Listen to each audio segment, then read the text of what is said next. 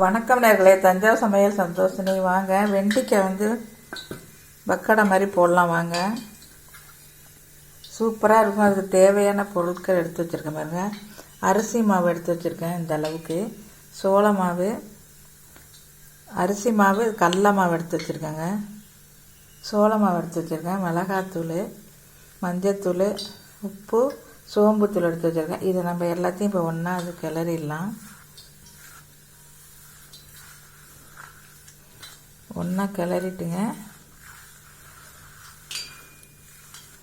இப்போ நம்ம இதை அள்ளி போட்டுடலாம். அதில்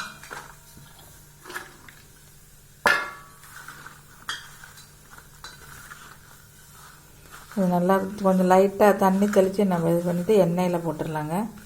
ஆயில் ஊற்றிருக்கேன். கடாய் போட்டு ஆயில் ஊற்றிருக்கேன். அது சூடாகட்டும். இப்போ லைட்டாக நம்ம தண்ணி தெளித்து இந்த அளவுக்கு பிசைஞ்சாச்சுங்க. எல்லாம் ஒட்டிக்கிட்டு பாருங்கள் மசாலாலாம். நீங்கள் பிஞ்சு வெண்டைக்காய் வாங்குங்க, இல்லாட்டி விதை எடுக்கணும். இல்லாட்டி பிஞ்சியாக இருந்தால் நல்லாயிருக்கும். அது ஃப்ரை பண்ணிடலாம் வாங்க. வெண்டைக்காய் சிப்ஸ்ன்னு கூட சொல்லலாங்க. வாங்க இப்போ எண்ணெயில் போட்டுடலாம்.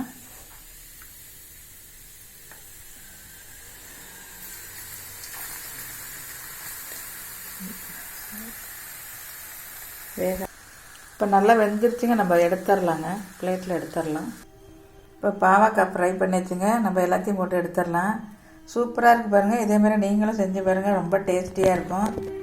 குழந்தைங்கள்லாம் விரும்பி சாப்பிடுவாங்க. இந்த வீடியோ பிடிச்சிருந்தால் லைக் பண்ணுங்கள், ஷேர் பண்ணுங்கள், சப்ஸ்கிரைப் பண்ணுங்கள். வாழ்க வளமுடன்.